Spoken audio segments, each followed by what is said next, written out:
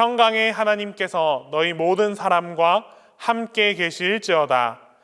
하나님은 영이시니 예배하는 자가 신령과 진정으로 예배할지니라.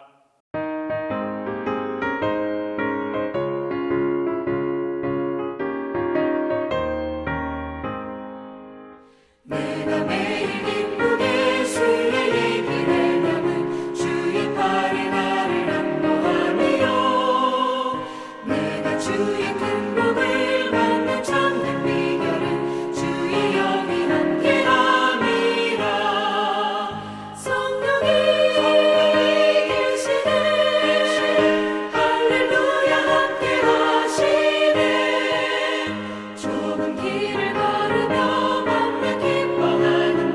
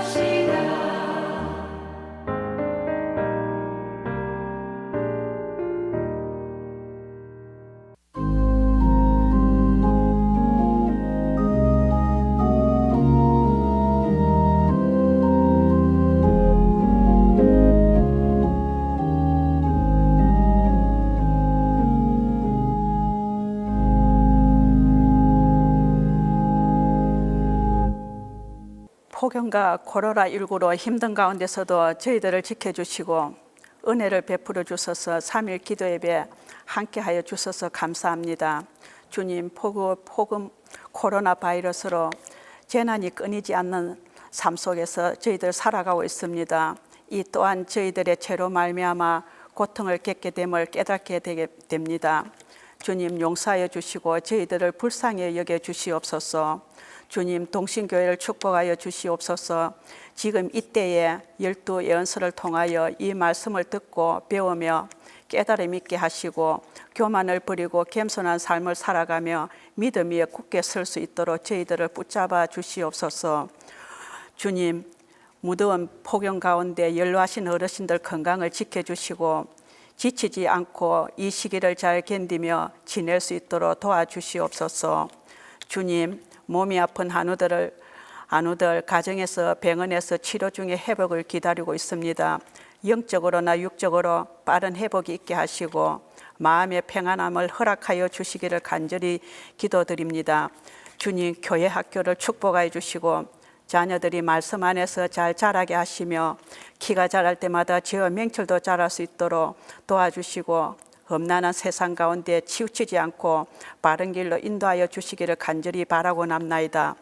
교사 선생님들에게도 은혜를 베풀어 주시고 무더운 날씨 가운데 지치지 않고 맡은 사명을 잘 감당할 수 있도록 주님께서 인도하여 주시기를 간절히 바라고 남나이다. 이 시간에 말씀을 전하실 목사님께 축복하여 주시고 영육간의 강건함을 주시며 이 무더위에 지치지 않고 사역을 잘 감당할 수 있도록 붙잡아 주시기를 간절히 바라고 남나이다. 언제나 변함없이 저희들과 함께 하시는 주님께 감사를 드리며 예수님의 이름으로 기도드리옵나이다. 아멘.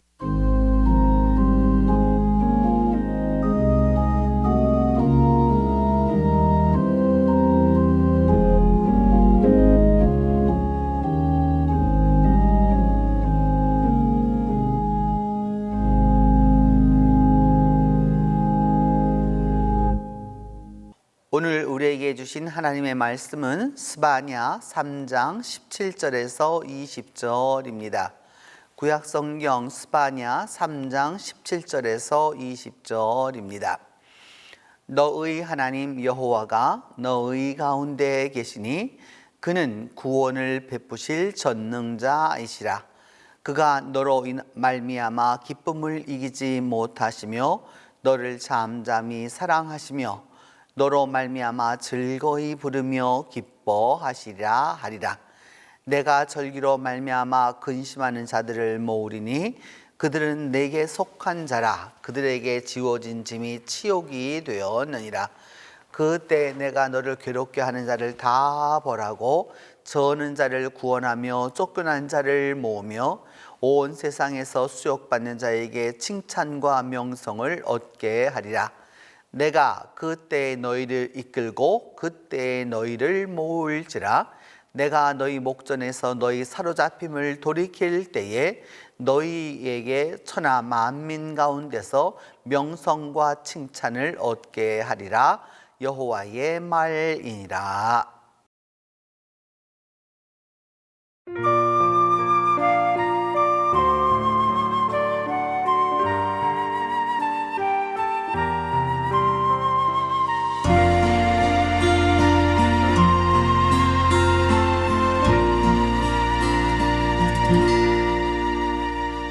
너의 하나님 여호와가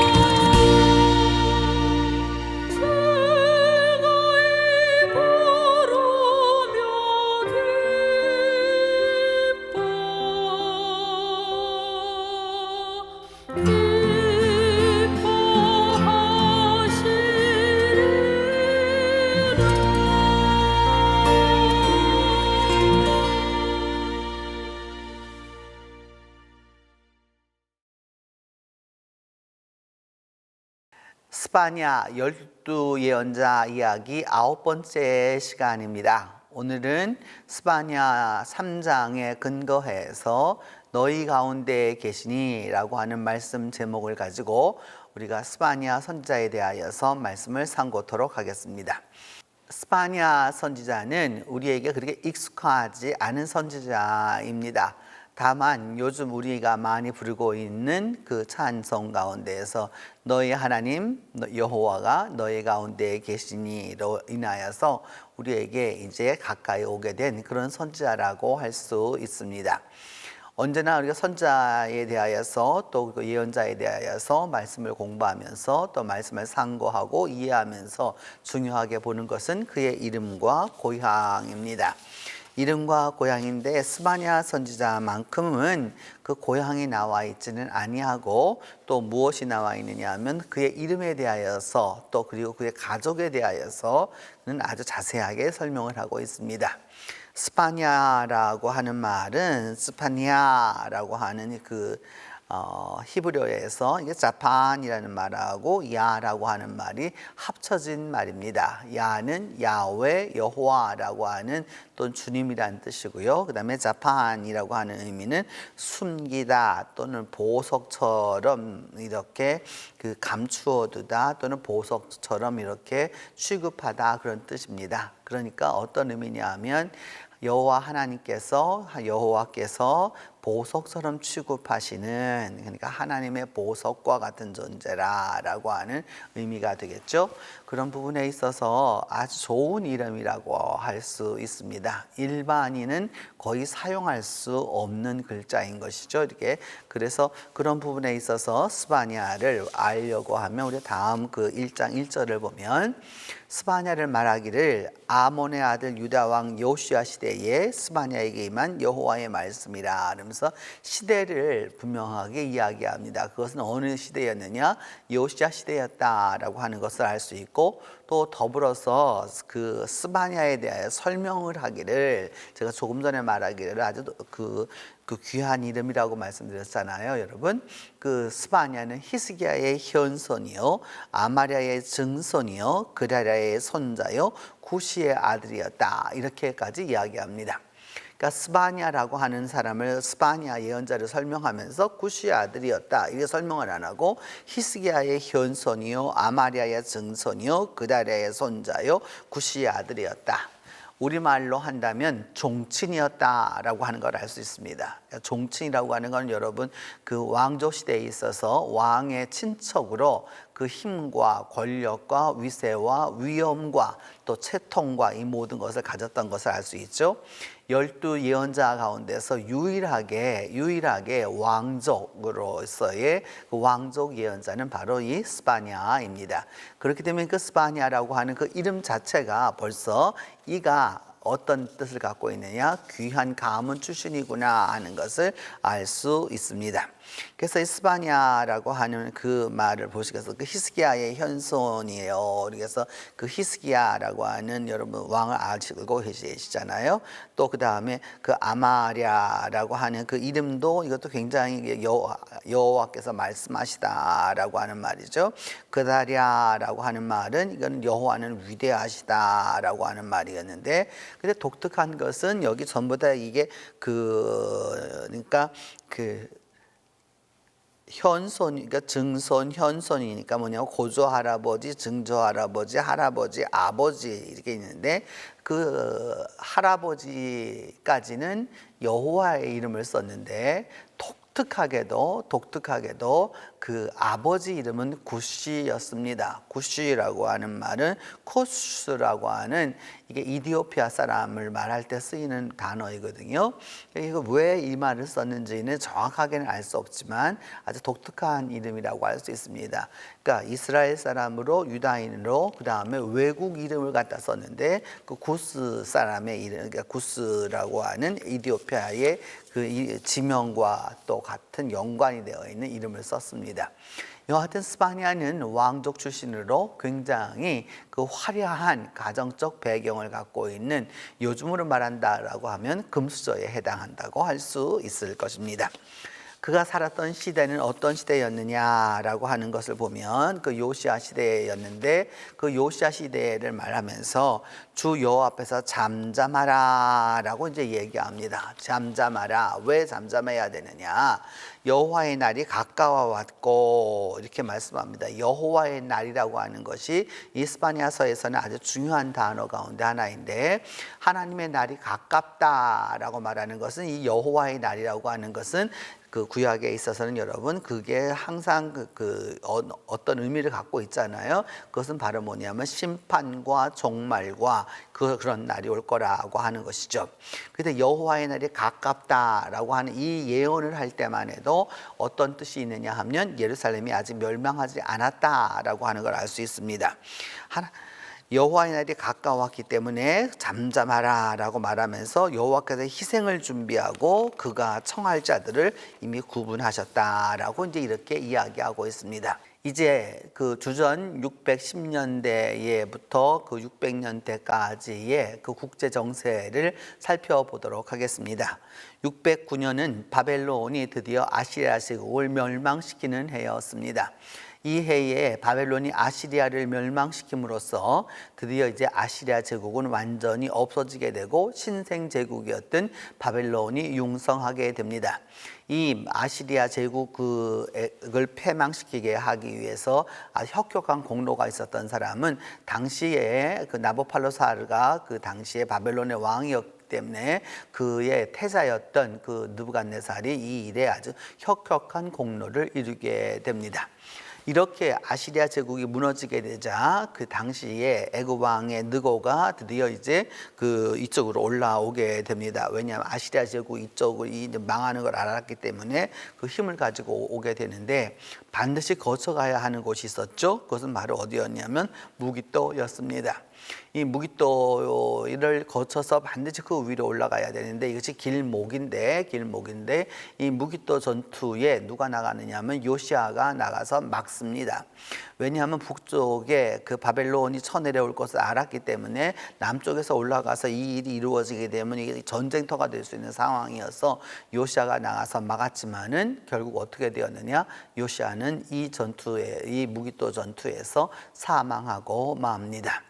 결국 그 이후 605년에 칼케미시라고 하는 그 이제 조금 더 올라가셔서 시리아에서 쭉 올라가셔서 그 칼케미시 전투가 있게 되는데, 이 칼케미시 전투라고 하는 것은 신생 제국이었던 느부갓네살을 중심으로 하는 신바벨론 제국과 애굽 왕 느고로 대표되는 이집트와의 일전을 겨루는 것이었습니다. 결국 이 일전을 겨룸으로써 전쟁에서는 크게 누가 이겼느냐 졌느냐라고 하는 승패가 나지는 않았습니다. 근데 분명한 것은 무엇이었느냐 하면 느고는 물러나게 되었고, 그 느부갓네살의 힘이 점점 남쪽으로 내려오게 되어서 당시에 이제 지금의 다마스커스를 중심으로 하는 시리아 지역과 그리고 유다에까지 그 힘이 미쳐지게 되었습니다. 결국 605년 그 바벨론의 황제 나보폴라사르가 이제 사망하게 됩니다. 이 말의 뜻은 이제 느부갓네살이 즉위하게 되었다라는 것을 의미하게 되는 것이죠. 예레미야 46장 2절을 걸어 보면은 여호야김 넷째 해에 유브라데강 칼크미스에서 바벨론의 왕 느부갓네살 왕에게 패한 애굽 왕 바로 느고의 군대에 대한 말씀이다라고 성경에도 분명히 얘기하고 있죠. 그래서 이 칼크미스 전투에서 누가 이겼느냐? 느부갓네살이 이겼다라고 하는 것을 이제 말하게 됩니다. 이제 느부갓네살이라고 하는 이제 아주 우리가 성경에서 익숙하게 대하게 되는 그 인물을 만나게 되는데, 느부갓네살의 재위는 605년부터 562년까지 43년을 재위했습니다.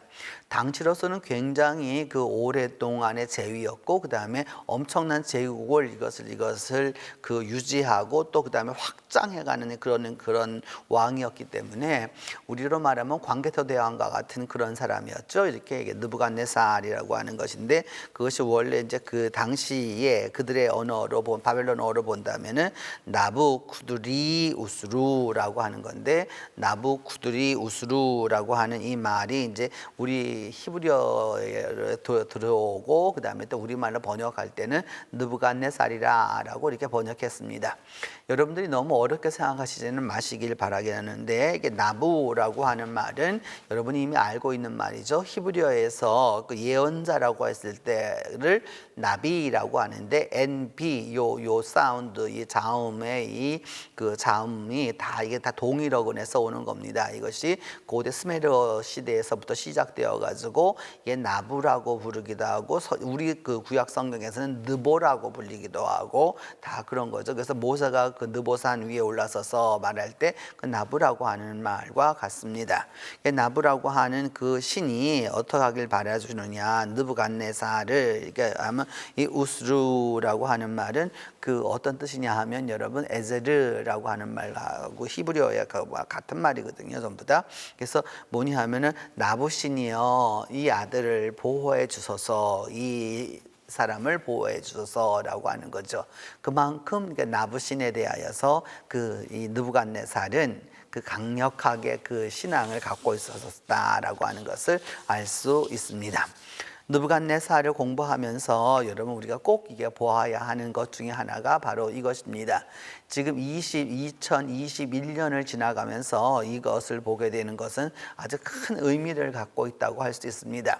왜냐하면 느부갓네살에 우리가 초상화를 갖고 있는 것도 아니고요. 그렇다고 또 이 느부갓네살에 우리가 이게 부조나 뭐 여러 가지가 갖고 있는 것이 아니고 느부갓네살의 그 실물을 갖고 있는 유일한 이 비문이라고 할 수 있는데 이 비문은 북구라파에 개인이 소장하고 있어서 저 원본을 내놓고 있지 않아서 어느 세계 박물관에도 없습니다.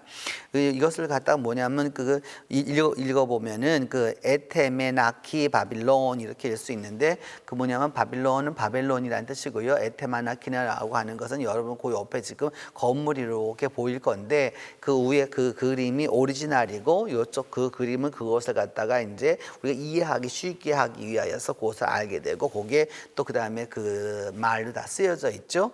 그것은 바벨론의 왕이라는 뜻도 되고요. 수메르와 아카드의 왕이라는 뜻도 되고요. 또 온 우주의 왕이라고 하는 뜻을 갖고 있어서 그 바벨론의 그 지그랏, 그러니까 바벨탑을 말하게 되었을 때 성경에서 우리가 늘 이야기했던 바로 그 부분을 이제 볼 수 있는 것이다라고 하는 거죠. 이게 말씀을 공부하면서 우리가 21세기에 이렇게 성경을 공부하는 데 있어서 이와 같은 것을 본다는 것은 굉장한 큰 의미라고 할 수 있습니다. 만약에 우리가 돌아가서 2600년 전으로 돌아가서 이것을 볼 수 있겠느냐 하면은 참 어렵다라고 할 수 있겠죠. 그래서 이것을 가지고서 보다 더 이제 그것을 다시 조감도로 그려보면 어떻게 되어야 되냐? 바로 이와 같았던 모습이었던 거죠. 그래가지고 수메르어로 조금 맨 꼭대기를 뭐라고 말하면 에사길라라고 말하게 되는데 에사길라라고 하는 말은 무슨 뜻이냐? 하늘의 문이라는 뜻이죠, 여러분. 그래서 그 바벨탑에 보면 우리가 하늘에 닿는 대를 쌓자라고 하는 말이 나오게 되는데 그 지그랏이 저러한 모습이었다라고 할 수 있고 당시로서는 거의 30에서 40m를 올라갔던 것이기 때문에 지금으로 보아도 20층 이상의 그것을 갖고 있었던 아주 거대한 건물 가운데 하나였습니다. 이 느부갓네살은 에안나라고 하는 에안나가 달신이죠. 그러니까 여신인데 그 여신을 아주 많이 섬겼습니다. 그래서 우르크에 있었던 그 에안나 그 신전이죠. 이게 신이라고 할 수 있는데 왜냐하면은 이제 이 신도 이 사람이 많이 섬겼고 또 이곳에 가서 이곳에서 그 여사제의 그 신탁을 아주 많이 받았기 때문에 그것이 그대로 남아 있습니다. 그리고 느부갓네살에게 인장입니다. 느부갓네살이라고 하는 것을 갖다가 찜어주기 위하여서 이게 그러니까 진흙 벽돌 위에다가 새겨가지고 굵게 만들어 놓았던 바로 이제 그런 것입니다. 그래서 느부갓네살의 이름이 이와 같이 있었구나라는 걸 알 수 있고 그 느부갓네살이 다스렸던 지역은 바로 이것입니다. 이렇게 그래서 여러분 이게 보시는 대로 그 동쪽으로는 그 이란 일부와 그 다음에 또 이쪽으로 보면은 터키 북쪽 북쪽으로는 터키까지, 그 다음에 이게 남쪽으로는 이제 유다와 이집트에 연하는 시내 반도까지 이르는 바로 이러한 제국을 유지하고 있었던 사람이었습니다. 그러면 이렇게 그 외적으로는 국제적인 정세는 이와 같은 상황이었다면 국내적인 상황은 어떠하였느냐? 주전 600년부터 587년까지 유다의 형편은 어떠하였느냐라고 보면 당시의 왕을 보면 여러분 히스기야서부터 시작하기 때문에 히스기야의 아들은 므낫세였습니다. 므낫세는 히스기야는 하나님을 아주 잘 섬기는 왕이었지만 므낫세는 그 아주 완전 반대의 길을 갔죠. 그래가지고서 무엇이었느냐? 우상 숭배의 아주 최고의 그 극을 달했던 때가 어느 때였느냐? 므낫세와 암몬 시절이었습니다. 그러니까 므낫세와 암몬이 아주 강력하게 이렇게 아주 그 우상 숭배를 많이 하였었다가 드디어 요시아가 왕위에 오르게 됩니다. 그 이름부터가 이제 요시아라고 하는 이름부터가 여호수아에서 온 것이죠. 여러분 이게 여호수아나 호세아나 다 같은 말인데, 그래서 이 요시아라고 하는 왕이 오르게 되는데 요시아는 8살에 왕위에 올랐습니다. 그렇게 8살에 왕위에 올랐고 그 요시아라고 하는 그 왕이 왜 중요하냐면 또 죽기도 일찍 죽었죠. 일찍 죽었는데 그래서 여호야김도 있고 여호아하스도 있고 시드기야도 있고 여호야긴도 이게 전부 다 연관이 다 있습니다. 왜냐하면 다 요시아의 아들들이었고 결국은 유대의 마지막 왕까지가 다 여기에 다 속하기 때문에 이 요시아가 중요한 인물인 것을 우리가 기억해 두어야 합니다. 바로 이런 시대를 살아갔었던 그러한 분이 누구였냐? 스바냐였습니다. 그럼 이때까지의 유다의 형편은 어떠하였느냐라고 하는 걸 보려고 하면 609년에 요시아가 640년부터 609년까지 다스렸으니까 640년부터 609년까지니까 31살뿐이 안 되었거든요. 8살의 왕위에 올라가지고서 여러분 그 실질적으로 이 사람이 통치했던 기간은 그렇게 길지를 않습니다. 근데 요시아가 죽고 난 다음에 609년에 죽고 난 다음에 어찌 되었느냐 하면은 그 여호아하스가 왕이 됩니다. 여호아하스가 왕이 되는데 여호아하스는 실질적으로는 요시아의 막내 아들이었죠. 막내 아들이었죠. 왕이 되었지만은 그 왕이 되어서 609년 7월 달부터 10월까지 다스렸어요. 이렇게 개월 수로 보면 7, 8, 9, 10이지만 실질적으로는 3개월뿐이 안 됩니다. 근데 이때 누가 쳐들어 올라왔느냐? 그 아시는 대로 느고가 쳐들어와 가지고서 그 이 3개월짜리 왕으로 있던 것을 갖다 잡아갑니다. 애굽으로 잡아갔고 결국 그 여호아하스는 애굽에 가서 죽고 맙니다. 그렇게 되자 그의 다음 아들이었던 그 여호야김을 왕위에 오르게 합니다. 여호야김이 왕위에 오르고 나서 그는 그 약 11년 동안을 이제 그 유다를 다스리게 됩니다. 그리고 난 다음에 그 다스리게 되고 난 다음에 여호야김 다음에 누가 왕위에 오르게 되느냐? 여호야긴이 왕위에 오르게 되는 것이죠. 여호야긴이 왕위에 올랐지만은 여호야긴은 3개월 10일 동안뿐이 왕위에 있지 못했습니다. 왜냐하면 598년에 왕위에 올라가지고 3개월 10일이라고 하는 것은 왜 이렇게까지 얘기하느냐면 이미 그 이전부터 599년부터 시작되어서 뭐냐하면 598년, 597년까지 이거 내려오는 동안에 3년 동안을 예루살렘을 누가 포위하고 있었느냐? 느부갓네살이 포위하고 있었습니다. 그렇게 포위하고 있었던 상황이었기 때문에 결국 여호야긴도 왕위에 올랐지만은 여호야김도 잡혀갔고요. 여호야긴도 잡혀가게 됩니다. 그래서 완전히 잡혀가게 되고 그 다음에 시드기야를 어떻게 하느냐 하면 새로운 왕으로 이렇게 임명하고 가는 거죠. 근데 이 새로운 왕이었지만 사실 이름뿐인 왕을 갖다가 이제 하게 되고 결국 589년부터 587년까지 또 3년 동안을 다시 한번 또 이 포위합니다. 이렇게 포위해가지고 결국은 어떻게 되었느냐 하면은 이제 587년 4월 달에 드디어 예루살렘은 완전히 이제 멸망하게 되고 마는 것입니다. 그러면 유다 왕 여고니아, 여호야김 다음에 있었던 여호야긴의 그 이름이 나와 있는 그 비문이 남아 있죠. 이게 비문이 나오면 독일에 있는데요. 독일에 있는데 그 여호야긴의 이름이 나와 있는 것을 우리가 볼 수 있습니다. 이것은 바로 뭐냐 하면은 바벨론 사람들이 누구누구를 잡아왔다라고 하는 것을 그 잡아온 명록 중에서, 그러니까 이름 그 목록 중에서 뭐가 있냐면 여호야긴을 잡아왔다라고 하는 것을 이제 보게 되는 것이죠. 그래서 에스겔 24장 1절을 보면은 이것이 언제 바벨론 왕이 예루살렘을 갖다 포위하였느냐라고 하면 9째 해 10째 달 10째 날에 이렇게 이제 얘기하고 있습니다. 그래서 이것이 뭐냐 하면은 이제 그 연도를 써 나가는 당시 사람들의 법 중에 하나이죠. 이렇게. 그래서 결국 그때가 언제였느냐? 587년 넷째 달 4월 달이었고, 그 다음에 바벨론역으로 보면 담무스월에 해당하는 날이죠. 이게. 그래서 이게 그 역이 양력과 음력이 이렇게 같이 교차하기 때문에 이제 이런 때에 이제 이루어졌다라고 하는 것을 알 수 있습니다. 597년 3월 16일에 597년 3월 16일 이게 이분이 587년에 와서 금방 딱 멸망시킨 게 아니거든요. 느부갓네살이 597년에 그 오기 이전에 이미 600년대에 이미 와가지고서 한번 얘기하고 그 다음에 뭐냐 하면은 이거 유다가 바벨론에게 그 우리로 말하면은 조공을 바치고 종속되도록 만들었는데 그 말을 안 들었죠. 그러자 597년 3월 16일에 와서 예루살렘을 완전히 포위하고 예루살렘을 완전히 포위하고서 뭐 하게 됐냐면은 그 이제 드디어 1차 포로로 잡아가는 사람들이 나타나게 되는 것이죠. 이 597년 느부갓네살이 그것이 여러분 연대기거든요. 이게 느부갓네살의 연대기인데 여기에 바로 그것이 그대로 다 나옵니다. 오늘 성경에 나와 있는 내용이 다 나오죠.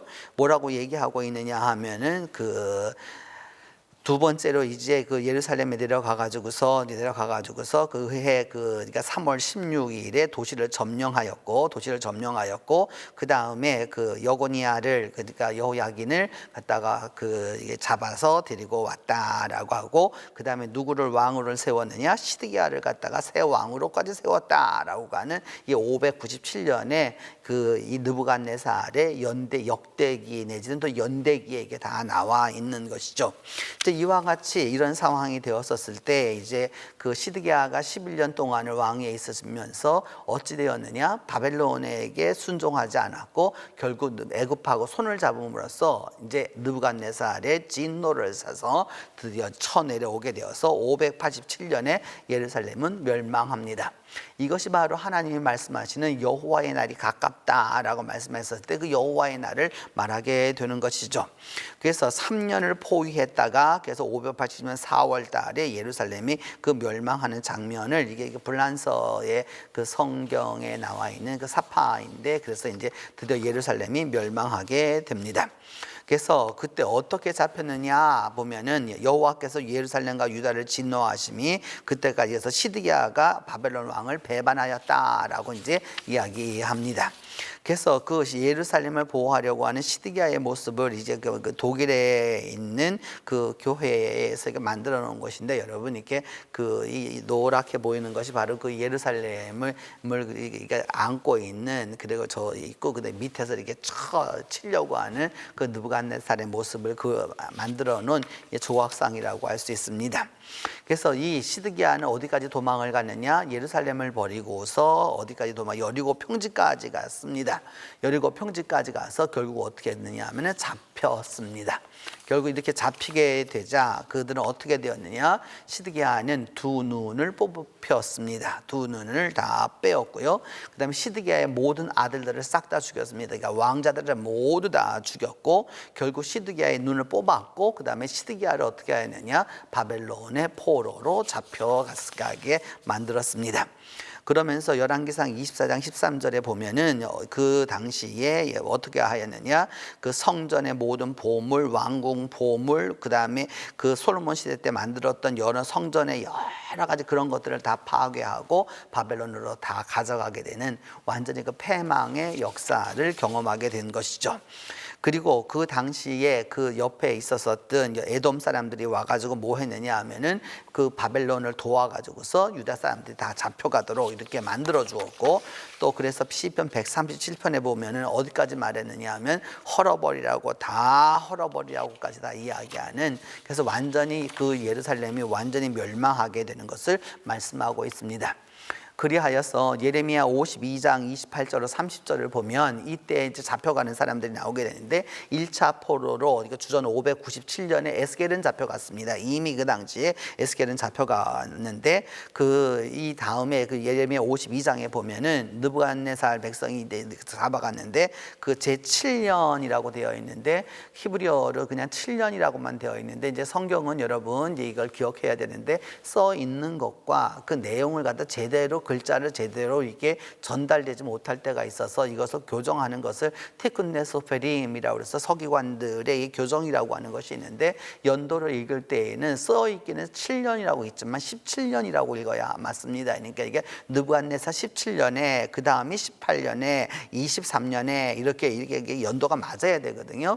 근데 맞지 않고 이럴 때가 있어서 제가 계속해서 파란색으로 써놨는데, 그 제7년에 잡아간 사람이 3,023명이고 18년째 잡아간 사람이 832명이고, 그 다음에 그 23년에 잡아간 사람이 745명이어서 그 총수가 4,600명이었다. 이렇게 돼서 이렇게 숫자를 이런 식으로 이렇게 기록이 되어 있는데, 이 숫자가 실질적으로 그렇게 했던 숫자하고 정확하게 맞느냐, 오늘날의 개념으로, 이 숫자의 개념으로 이렇게 생각하면 안 되고요.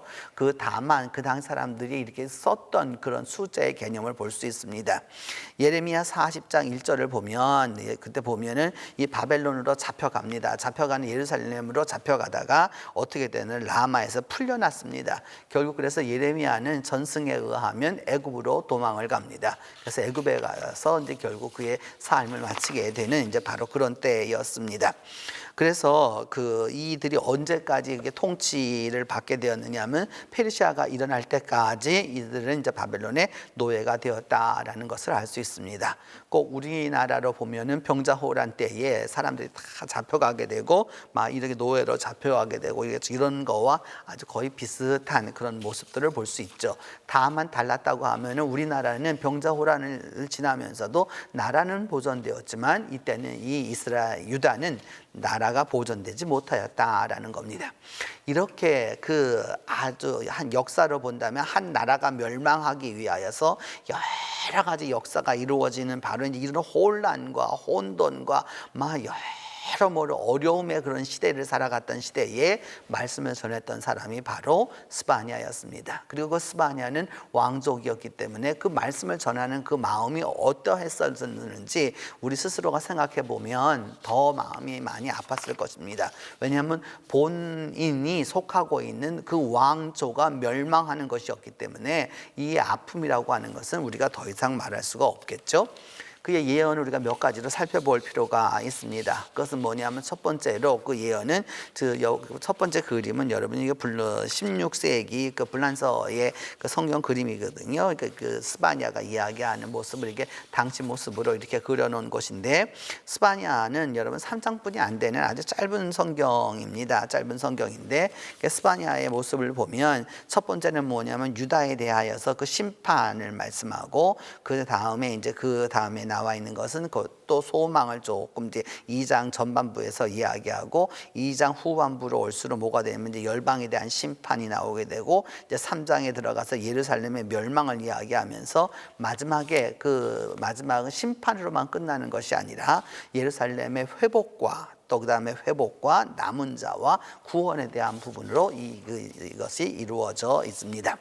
그래서 보게 되면은, 임박한 유다에 대한 심판을 보게 되면은, 첫 번째는 여호와의 날에 관한 것입니다. 여호와의 날에 관한 것인데, 여호와의 날을 보면 1장 2절로부터 18절에 관한 것으로 주로 나와 있는데, 1장 6절을 보면 여호와를 따르지 아니한 자들과 찾지도 아니한 자들과 구하지 않는 자들을 하나님은 어떻게 하실 것이냐, 멸절하실 것이다 라고 이제 이야기를 하게 됩니다. 그러면서 하나님의 날이 가까워 와 있으니까 이제 이제 입을 딱 다물라라고 말씀하고 하나님이 이미 누군가를 이게 할 것인가를 이미 정하셨다라고 이제 이야기하는 것입니다. 이와 같이 그런 여호와의 희생의 날이 이제 다가오고 있다라고 하는 것을 이제 이야기하고 있습니다. 스바냐는 그리하여서 스바냐 1장 15절에서 16절에서 여호와의 날이 어떤 날이냐라고 하는 부분을 아주 분명하게 이야기합니다. 여호와의 날이라고 하는 건 첫 번째 분노의 날이라고, 하나님께서 분노하시는 날이라고, 그 다음에 사람으로 본다면 환난과 고통의 날이라고 말하고, 그 다음에 나라적으로 또 그리고 그것을 신앙적으로 보면 황폐와 패망의 날이라고 할 수 있고, 사회적으로는 캄캄하고 어두운 날이 되고, 그 날에는 그 흑암으로 되어서 모든 것이 다 깜깜하게 되는 날이고, 그래서 나팔을 불어서 경고해가지고 견고한 성읍들이 다 무너지고 그 다음에 높은 망대가 다 이렇게 무너져 내리는 바로 그런 날이라고 이렇게 이야기합니다. 결국 철저하게 완전히 멸망할 것을 말하고 있죠. 그래서 이게 디제스 이레라고 해서 그 진노의 날이라고 되어 있는 건데, 이것은 이 진노의 날이라고 하는 부분을 우리가 언제 많이 이제 할 수 있느냐면, 모차르트의 레퀴엠을 듣다 보면은 디제스 이레라고 하는 이 진노의 날이라고 하는 부분이 나오게 됩니다. 바로 이제 이 말이 이 진노의 날이라고 하는 것이 스바냐에서 비롯되었기 때문에 쓰이는 말이 되는 것이죠. 최후의 심판 때가 어떠할런지 그 모습을 이제 그 그림을 통해서 여러분이 보실 수도 있고 음악을 통해서도 아실 수가 있습니다. 그래서 이런 날이 되게 되면은 어떻게 될 것이냐, 이 분노의 날에 은과 금이 아무 소용이 없다는 거죠. 평상시에 돈이면 뭐든지 다 되었는데, 보석이면 다 되었는데 그것이 될 것이 아무것도 없고, 결국 하나님의 질투의 불에 다 이것이 멸절되게 되는 바로 그런 일이다라고 하는 것입니다. 이것이 바로 예루살렘에 대한 멸망에 대한 그 하나님의 그 분노에 대한 부분이었다면, 이제 두 번째로는 그 2장 1절로 15절은 이스라엘 적에 대한 심판입니다. 여기엔 두 가지가 나타납니다. 그 버림도 나타나고 소망도 나타나고, 소망과 버림이 같이 나타나게 되죠. 스바냐 2장 3절을 말하기를 뭐하냐면, 세상에 있는 그 겸손한 자들아 너희는 여호와를 찾고 그 공의와 겸손을 찾으라고 말합니다. 왜냐하면은 혹시 그 여호와의 분노의 날에, 마지막 날에 순김을 얻으리라, 살아날 수 있다는 소망이 있다라고 하는 거죠. 그래서 오직 유대인들만 말하는 것이 아니라 유다와 관계없는 자들도 하나님이 살려주려고 이제 말씀합니다. 그러면서 또 하나님은 그 하나님을 버리는 자들에 대하여서는 어떻게 말씀하느냐 하면은, 모압은 소돔같이 될 거고 암몬은 고모라같이 될 거고, 결국 그래서 뭐가 될 거냐면 찔레가 나고 땅은 다 소금 구덩이가 될 거고, 그래서 결국은 다 망하게 될 것을 이야기합니다. 소망도 이야기하지만 하나님을 버렸을 때에는 완전한 패망으로 갈 것을, 그것에 대하여서도 아주 분명하게 얘기하는 것이죠. 그래서 말씀하기는 뭐냐, 왜 이렇게 되었느냐 하는 것은 하나님 앞에 교만하였기 때문이다 라고 이제 이야기하는 것입니다. 세 번째로 그 예루살렘의 문제입니다. 예루살렘이 이렇게 멸망할 수밖에 없는 것은 예루살렘의 사악함에 대해서 말하는 것인데, 스바냐 3장 3절로 4절을 보면 여기 아주 표현을 아주 이렇게 말했습니다. 이스라엘의 다스리는 정치가들은 뭐라고 했느냐 하면 부르짖는 사자라 이렇게 말했습니다. 그래서 부르짖는 사자고, 재판장들은 이튿날까지 남겨두는 것이 없는 저녁 일이라, 밤새도록 여러분 늑대가 이렇게 다 뜯어먹어서, 밤중에 다 뜯어먹어가지고서 재판장들이 다 그리했다는 거죠.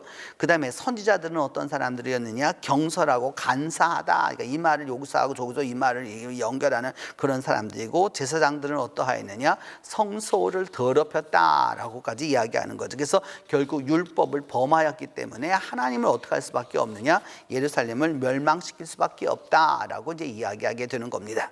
여러분 보시는 대로 정치가, 그리고 사법부가, 그리고 나가지고 그리고 난 다음에 나와 있는 종교인들과 이 모든 것이 사회적으로 다 부패하게 되는 걸 알 수 있죠. 그 부패함의 결과는 결국 진멸함뿐이 없습니다. 이제 그리고 난 다음 그 열방에 대한 징벌과 회개, 남은 자의 회복을 이제 말씀하게 되는데, 하나님은 말씀하기를 모든 진노를 쏟으려고 전부 온 땅에다가 하나님은 다 쏟게 되겠다라고 스바냐 3장 8절에서 이렇게 말씀하면서, 그럼에도 불구하고 그때에 그 내가 여러 백성들의 입술을 정결케 하여서 남은 자들이 있다는 거죠. 하나님께서 그 정결케 하는 그 입술을 가진 자들이 있게 되어서 그들이 하나님을 섬기게 할 것이다 라고 말씀하면서, 왜냐? 그들은 뭐냐 하면 하나님의 성산에서 다시는 교만하지 않을 것이기 때문이다 라고 말씀하는 거죠. 신앙인이 가질 수 있는, 여러분, 가장 큰 죄가 무엇이냐? 교만입니다. 살인이나 여러분 뭐 그런 여러 가지 그런 죄악도 큰 죄지만, 하나님이 보시는 죄는 뭐냐? 교만입니다. 교만이 얼마나 무서운 죄인 것을 알아야 하는 것이죠. 그래서 이스라엘의 남은 자는 결국 어떡하냐? 악을 행하지 않고 거짓을 말하지 아니하고, 그다음 거짓말하지 아니하고, 그다음에 전혀 그래서 두려움을 얻지 않는다라고 이제 이야기하는 것입니다. 그리고 난 다음 다섯 번째로 이제 기쁨의 노래가 3장 14절로부터 20절에 이어지게 됩니다. 하나님의 그 심판에 대한 그 종말이 올 것을 얘기하고, 종말에 대해서 이제 얘기하고, 심판을 이야기하고, 그 다음에 남은 자가 있게 되는 거고, 그 다음이 이제 기쁨의 노래를 이야기하는데, 여기서는 하나님이 이제 함께 해 주시겠다라고 하는 말씀이죠. 여러분이 잘 알고 있는 스바냐 3장 17절, 너희 하나님 여호와가 너희 가운데 계시니, 이렇게 말씀하고 있는 곳에서 그 하나님이 말씀하셨을 때 너희 하나님도 아니고 너희 가운데 있다고 안 하고 너라고 단수로 이렇게 한정했다는 것에 여러분 아주 중요함을 두어야 합니다. 신앙이라고 하는 것은 물론 복수에 있는 면도 아주 중요하지만, 하나님과의 관계 속에서는 철저한 개별적인 단독자라고 하는 사실을 아주 분명히 알아두어야 하는 것이죠. 이것이 분명해지지 아니하면 될 수 없다라고 할 수 있는데, 그런 부분에 있어서 꼭 기억해 두어야 하는 것 가운데 하나입니다. 그래서 뭐냐면 하나님이 그 가운데 계신데, 그는 어떤 분이냐? 구원을 베푸실 전능자다라고 말씀하면서, 하나님이 너로 인하여서 기쁨을 이기지 못해 너무도 기뻐하시고, 그 다음에 하나님이 그래서 너무나도 이렇게 사랑해 주시고, 그래서 하나님이 즐거워하시고 하나님이 기뻐하신다라고 이렇게 말씀하고 있는 것이죠. 하나님이 그와 같이 이런 기쁨을 가질 수 있는 것은 바로 무엇이냐? 그 하나님의 남은 자에 대하여서 그 남은 자들이 하나님 앞에 겸손히 나오기 때문에 이 일이 가능하다라고 하는 것입니다. 그래서 스바냐 3장 20절을 볼 것 같으면 이제 하나님이 마지막에 다 모으시죠. 그때 내가 너희를 모으고 그때 다 모아가지고 결국 뭐냐 하면은 너희가 서로 잡혀갔었을 때 그런 것 같지만, 이제 천하 만민 가운데서 뭐냐 하면 영광과 칭찬을 얻게 하겠다라고 이제 말씀하시는 겁니다. 스바냐 예언자는 그렇기 때문에 이게 예루살렘에 그 하나님의 종말이 온다라고 하는 것을 미리 예언해 주었고, 그 원인에 대해서도 이야기해 주었고, 이제 그리고 난 다음 결국 망할 수밖에 없다라는 걸 이야기하고 망하게 되고, 그 망한 다음에 하나님이 그래도 버리지 아니하시고 하나님이 그 남은 자들을 통해서 기뻐하심을 얻겠다라고 하는 소망의 메시지를 주는 것입니다. 여러분, 그래서 오늘 이 스바냐를 통하여서 얻을 수 있는 메시지는 이것입니다. 그 첫 번째가 무엇이냐 하면 바로 여호와의 날은 그 여호와의 날에 대한 최후 통첩을 받았었을 때 어떻게 행할 것인가 라는 것이죠. 오늘 성경은 이야기하기를 그 여호와의 날이 가까워 있다라고 하는 것을 기억해 두어야 하는 것이죠. 우리 믿는 사람들에게서 놓치지 말아야 할 것은 무엇이냐 하면 하나님의 날이 가깝다라고 하는 사실을 늘 기억해 두어야 하는 것입니다. 우리는 종말을 살아가기도 하지만 종말적으로 살아가는 사람들이기 때문에 그 여호와의 날이 어떠냐? 가깝고도 가깝다라고 이야기하는 거죠. 그래서 가깝고도 빠르다라고 라고 말하면서 이것이 여호와의 날의 소리라라고 이야기하는 그 여호와의 날의 그 최후의 통첩을 반드시 기억해 두어야 하는 것이죠. 그리고 난 다음 두 번째로 우리가 이 스바냐를 통해서 기억해야 되는 것은 그 남은 자에 대한 신실함입니다. 하나님은 여전히 신실하신 분이어서 그 극소수이지만 남은 자에 대하여서 하나님은 기억하고 계시다라고 하는 겁니다. 그래서 그 지경은 유다 족속의 남은 자에게로 돌아갈지라라고 이렇게 말씀하고 있고, 그 스바냐 3장은 또 이야기하기를 이스라엘의 남은 자는 악을 행하지 않고 거짓을 말하지 않고 그 다음에 입에 거짓된 혀도 없고, 그래서 아무래도 그 걱정이 없는 바로 그런 존재들이다라고 하는 것이죠. 그래서 이스라엘의 남은 자가 될 수 있는 남은 자 신앙도 분명히 있어야 하는 것이죠.